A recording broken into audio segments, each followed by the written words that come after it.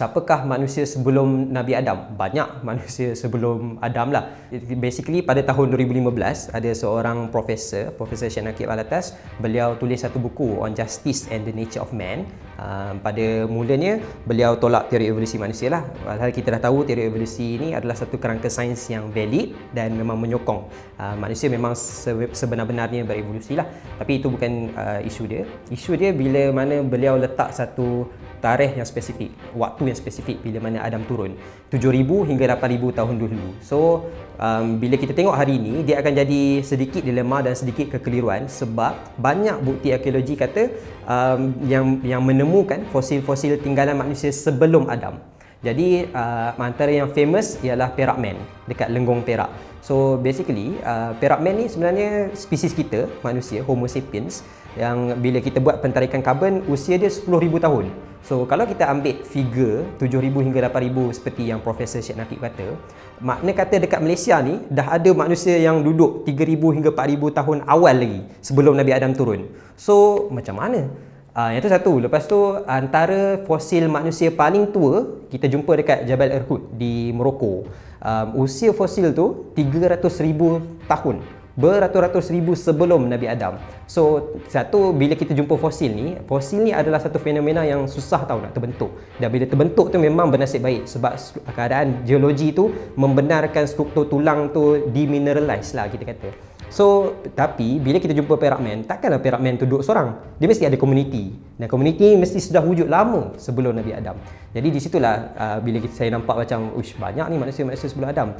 Dan bila kita tengah cakap pasal ni pun, ni bukan spesies-spesies manusia lain, ni Homo sapiens. Ada lagi banyak spesies-spesies macam manusia tapi mereka dikira sebagai spesies lain macam Homo neanderthalensis, Homo erectus, Homo habilis. Ini semua dah pun wujud di dunia nyata. Bila kita jumpa fosil mereka, kita tengok tengkorak mereka, struktur, morfologi mereka lain dan kita bahkan buat kajian genetik mereka lain dengan kita. Tapi mereka struktur di bawah kategori primata lah. So yang itulah untuk menjawab apakah manusia sebelum Adam tu. Tu Perak Man lah. Kalau yang dua ada lagi tak? Banyak. Dia banyak tak ingat nama je lah. Dia macam dekat Homo kibish kita jumpa Homo habilis, Homo erectus. Boleh dikatakan ratusan fosil manusia lah kita jumpa. Kenapa nama dia lain? Genetik apa dia bawa buatkan dia? Dia kalau ikut ilmu ni lah, paleontologi, iaitu ilmu pengkajian fosil manusia, pembezaan di antara satu manusia dengan satu spesies manusia lain tu dibuat di atas dasar struktur.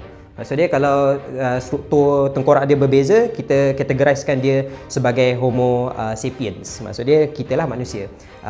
Homo neanderthal dia ada dia punya struktur dia yang tersendiri. Dia ada contoh dia punya kening dia, struktur dia lebih tebal berbanding kita. Bentuk kepala dia lebih membujur lah berbanding dengan kita. Kita lebih bulat, globular. Dan sebagainya. Homo habilis pun ada struktur mereka masing-masing. So struktur yang tu pembezaan spesies berdasarkan morfologi. Tapi sekarang dapatan daripada Pablo Svante lah, dia salah seorang saintis genetik pakar dalam Homo neanderthal.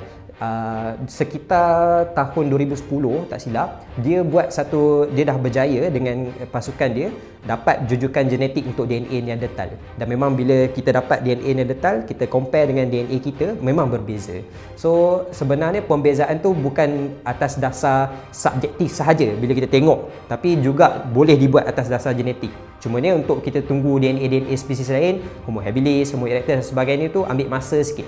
Ataupun mungkin tak dapat sebab DNA ni tambah-tambah bila kita kata tentang pengkajian DNA purba, DNA sampel yang susah kita nak dapat lah sebab kebanyakan binatang-binatang purba, fosil purba ni dah tak meninggalkan sampel yang kita boleh ambil DNA.